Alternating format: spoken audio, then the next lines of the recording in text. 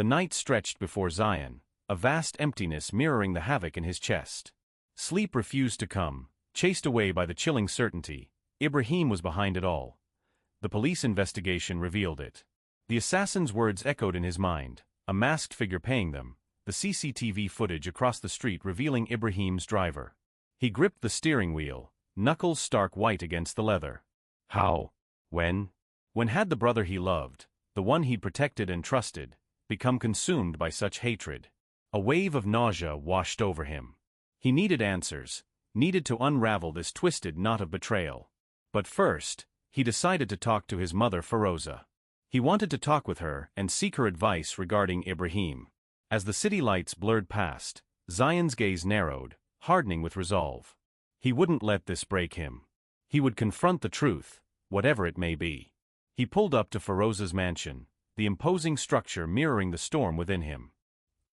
Sliding open the intricately carved door of their sprawling Melbourne mansion, Zion inhaled the familiar scent of sandalwood incense and freshly baked coconut buns. The usual bustling hum of activity was subdued, replaced by a curious quietude. He exchanged a polite nod with a passing gardener, his tailored suit contrasting the earthy brown of the uniform. Reaching the grand staircase, he paused, briefly catching his reflection in the polished mahogany. The normally calm depths of his brown eyes held a flicker of steely resolve. "Assalamu alaikum," he greeted the elderly woman dusting a nearby porcelain vase, his voice warm despite the turmoil within. "Norama, could you please tell me where Mama is?" The woman, Appa Noor, beamed at him, her wrinkled face crinkling in delight. Appa Noor, a Pakistani woman, had been working for them even before Zion was born. When Zion's mother died, she also nursed him. "Valekumus salam, beta ayant." "Your mother is in her bedroom." "Thank you," Noor Amma Zion replied with a gentle smile. He ascended the stairs, each step carrying the weight of a storm brewing beneath his composed exterior. Reaching Feroza's bedroom, he found the door ajar, a sliver of light escaping into the hallway. He paused, his breath catching in his throat. He could see his stepmother, Feroza, her face contorted in rage, delivered a stinging slap to Ibrahim's cheek. Her voice, usually honeyed, dripped with venom. "Have you paid the assassins to kill Zion?" Ibrahim, his face flushed red, met her gaze defiantly. "Yes, I did. After he recovered, he treats me like a servant." Zion's heart lurched. He sighed, witnessing his beloved younger brother harboring so many misconceptions about him. He decided to exit, thinking that since his mother already knew about Ibrahim, maybe she would put some sense into him and clear all the misconceptions. However, his steps halted when he heard something he never imagined. "How could you be such a fool, Ibrahim?" she hissed. "Don't you know how important Zion is?" "Zayant marrying Samira Secure, Monsieur Ibades Investment." "Do you understand what that means for the estate?" "Ibrahimes défiance falterde, affliqué of du crosinis face." "But..." "No but." Feroza cut him off, her voice laced with steely resolve. "I warned you not to harm him. I'm building our future, and you're jeopardizing it with your petty jealousy." "I don't care." "I want him dead," Ibrahim spat, his voice thick with animosity. "You should have finished him instead of poisoning him, Mom." Feroza's eyes narrowed, a chilling glint flashing within them. "And inherit everything," she sneered. "Don't be ridiculous. It would go to charity. You truly are a fool." The ground beneath Zion crumbled. His own family, driven by avarice and ambition, had orchestrated his downfall. The weight of betrayal suffocated him, the air thick and stagnant. He stumbled back, the revelation echoing in his mind, shattering the world he knew, a world built on trust and kinship. He retreated from the mansion, silent footsteps dissolving into the night. The cool air offered no solace as he walked, each step taking him further from the life he thought he had. The woman who had become his mother, the one who filled the void left by his biological mother's death, was now using him. It wasn't just that she was his stepmother, but his own maternal aunt, his mother's sister. The betrayal cut deep, a double-edged sword twisting in his gut. The revelation hung heavy, a suffocating weight on his chest. His brother, Ibrahim, fueled by insatiable greed, plotted to kill him. The pain of betrayal, searing and raw, ripped through him. Tears welled in his eyes, blurring the familiar walls of the mansion as he walked outside, got into his car and started driving, clueless. The familiar streets blurred, mirroring the fractured reality swirling within him. He drove and drove. They stopped in front of a mosque. He sought solace in the hushed sanctity of the mosque, seeking refuge in prayer. The rhythmic chants of the Isha prayers offered a temporary balm to his wounded soul.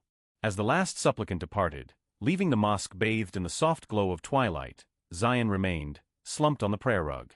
His gaze, heavy with despair, was pinned to the intricate patterns of the carpet. A gentle voice, laced with concern, broke his reverie. Assalamualaikum warahmatullahi wabarakatuh, Zion. He lifted his head to meet Imam Abdullah's kind eyes. Walaikum assalam wa rahmatullahi wa barakatuh, he mumbled, his voice thick with emotion. Sensing his turmoil, Abdullah inquired, "What happened, Zion?" Are you fine? "I am not fine," he replied honestly. Is everyone alright at home? Abdullah asked, concerned. "Everyone is fine. I just realized that in this world, I have no one. All my close ones betrayed me. The woman whom I considered my mother used me. The brother whom I loved and cherished the most hates me.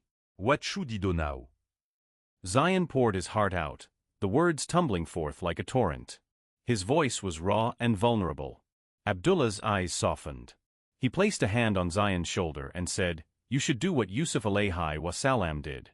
In the Quran, Allah told us the story of Yusuf alayhi wasalam. It's clear from the surah that sometimes our own family can hate us to the extent that they may harm us. But in the same story, we see that good wins and evil is defeated. With patience and trust in Allah, He will never leave us alone. Also, in Surah Al-Inshirah, we see that with hardship comes ease. Trust Allah and do what He wants you to." Zion's clenched fist loosened slightly.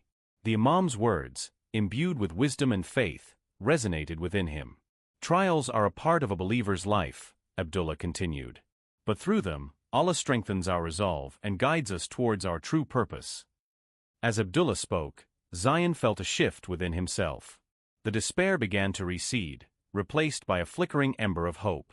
He realized this was not the end, but a turning point. Suddenly, a clear vision filled his mind. It wasn't the Imam he saw but a woman, her eyes holding the warmth of 1,000 suns. With her head wrapped in a scarf and her face glowing as if emitting light, she spoke with serene confidence. "Whenever you face any difficulty in life, just turn to Allah. Because Allah is enough for those who put their trust in Him. And you'll see, all of your problems will vanish." "Really?" he had asked. "Yes," she had replied with a radiant smile. Ayant, are you alright? The Imam's concerned voice brought him back to the present. Moon. Her name echoed in his mind.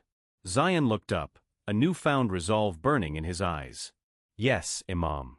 Alhamdulillah. I believe I have found my direction, my purpose." He embraced Abdullah tightly, his gratitude overflowing.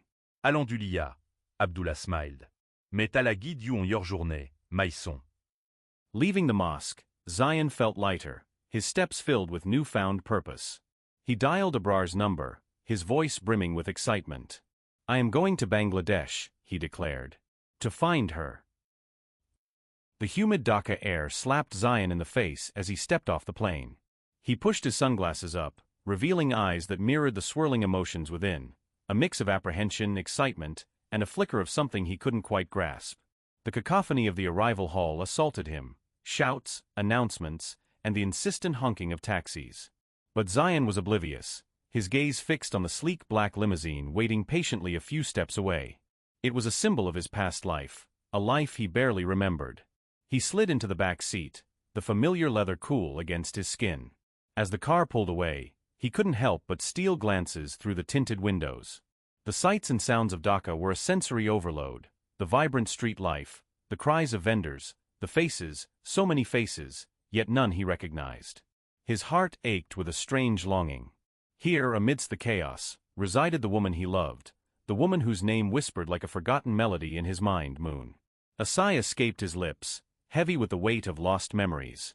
The car glided through the gates of his sprawling mansion, a monument to his wealth but a stranger to his heart. He stepped out, the vastness of the place echoing the emptiness within him. Then he saw it, the garden, bathed in the golden glow of the setting sun. A forgotten memory flickered, a spark igniting in the darkness of his amnesia. He saw her, Moon, her laughter echoing in his ears, her eyes sparkling with mischief. The scene unfolded before him, chasing her with a water pipe, his laughter merging with hers, the world shrinking to just them in that haven of green. He saw her pleading, "Zion, stop. Stop." But he, consumed by the joy of the moment, wouldn't listen. The memory faded as quickly as it came, leaving behind a bittersweet ache. It was a fragment, a puzzle piece clicked into place, but the picture remained incomplete. He wanted to know what their story was. His hand clenched into a fist. He sighed. The entire staff had gathered at the entrance, anticipation evident in their expressions, to welcome their master. The caretaker, with genuine warmth, greeted him first. "Assalamu alaikum, sir." Welcome back. Zion reciprocated the greeting and immediately cut to the chase. "Has Muntaha been here looking for me?" His eyes searched the faces of the staff, urgency laced in his tone. Confusion spread across their faces. The caretaker, puzzled, hesitated before responding, "No one came, sir." "Are you expecting someone?" The staff exchanged perplexed glances, wondering about the nature of Zion's inquiry.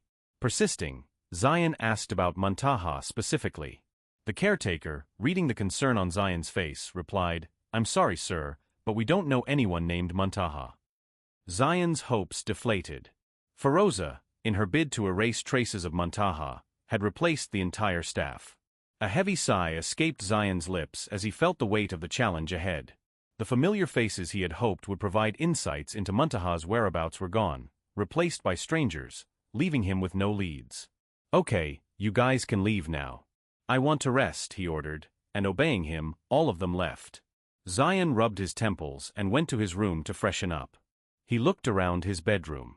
Sunlight streamed through panoramic windows, painting the minimalist haven in hues of gold. A low-profile king bed, draped in cashmere, floated amidst the expanse, while art whispered from a single white wall. Hidden tech and seamless design created a sanctuary of luxury, where simplicity reigned supreme. There were no traces or any hints of a married couple living here. He realized Feroza had done her level best to erase Muntaha from his life completely. After freshening up and taking a rest, he wandered through the echoing halls, each step a tentative journey into the unknown. Sunlight dappled the garden as he entered, filtering through the leaves and casting dancing shadows on the worn stone bench. Zion's heart skipped a beat as he spotted a single white rose, its once vibrant petals now brittle and brown. He gingerly picked it up, the rough texture sending a shiver down his spine. A memory, hazy and incomplete, flickered in his mind. He was holding the same rose, its pristine white a stark contrast to the dusty air around him. Muntaha, her smile as warm as the desert sun, stood beside him, the rose tucked behind her ear. A wave of longing washed over him, bittersweet and sharp. A wave of dizziness washed over him, and the scene from his memory replayed with startling clarity. He was here, in this very garden, with Muntaha. He closed his eyes, the scent of jasmine filling his senses, the warmth of her laughter echoing in his ears. A single tear rolled down his cheek, a tear of longing and hope. The city lights blurred past Zion's windshield, each streak mirroring the unsettled thoughts swirling in his mind. He gripped the phone tighter, seeking solace in the familiar voice on the other end. "Abrar, I'm almost there," he said, his voice hoarse from a night spent thinking how and where he should start looking for her. When his mind clicked, Aunt Afreen. When he recovered, he had mentioned to Feroza what happened to Aunt Afreen since they had no contact. Feroza had told him that she had broken all her ties with them over a property dispute and moved into the USA. At that time, he couldn't believe Feroza's words but couldn't get into the matter.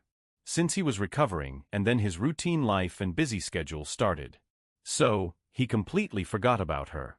"I am going to visit Aunt Afreen. By the grace of Allah, she's in Bangladesh right now. Do you think she will be able to help you?" Abrar inquired. "I think she knows things," Zion confessed, his voice barely a whisper. "About my past and maybe even about her." He choked on the last word, the pain still raw despite the years. "I am hoping that she can help me," he added. "Have faith in Allah, Zion. He will definitely help you," Abrar said, his voice firm yet gentle. Zion closed his eyes, his friend's words washing over him like a soothing balm. "I know," he said, his voice gaining conviction. With a newfound determination, he pressed the accelerator, navigating the bustling streets towards his aunt, towards the whispers of forgotten memories, and perhaps, towards a sliver of the truth he desperately craved. I had suspected all along that there must be another reason for your condition. Otherwise, why would I have been treating you for so long without any improvement?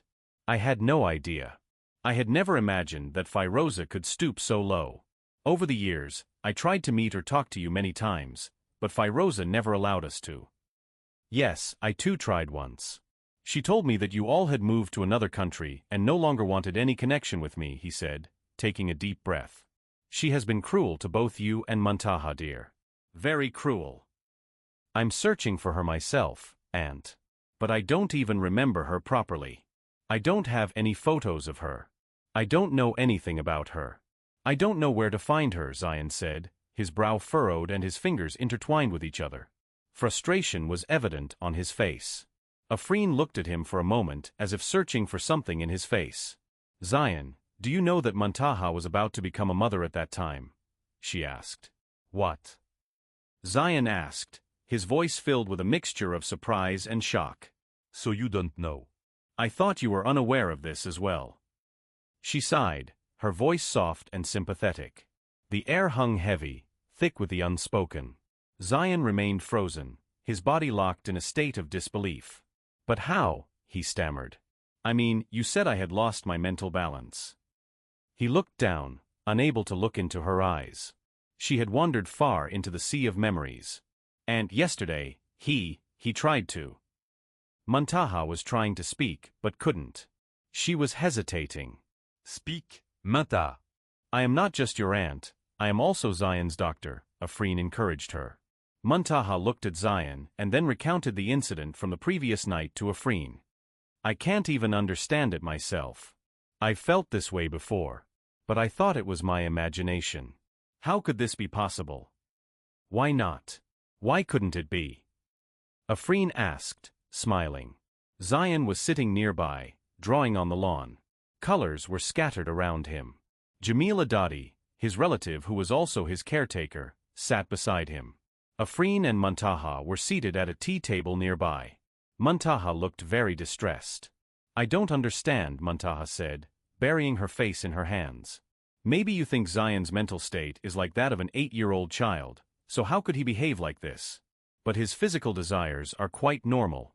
Maybe his mind is that of an 8-year-old, but in reality, he is a young man with natural physical needs. Seeing you or any other girl could trigger these needs in him. That's why I advised Firoza to get Zion married. Didn't she tell you? Muntaha shook her head in denial.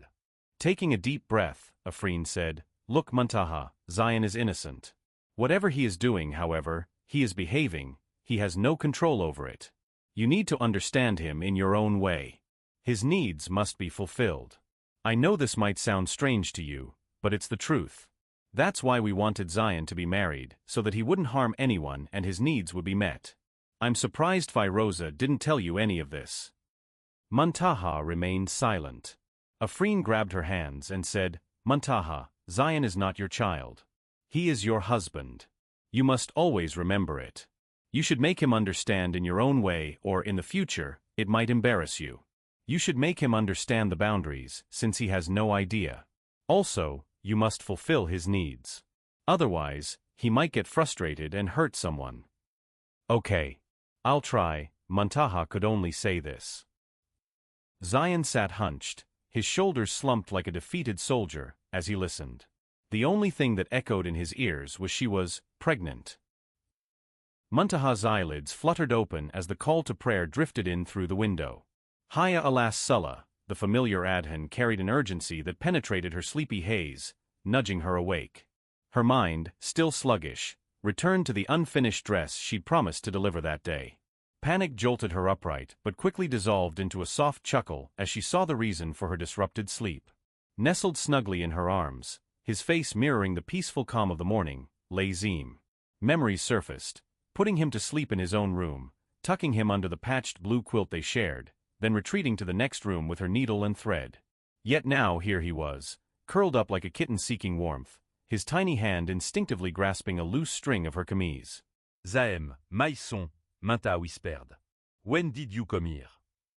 He stirred, his eyes fluttering open to meet hers.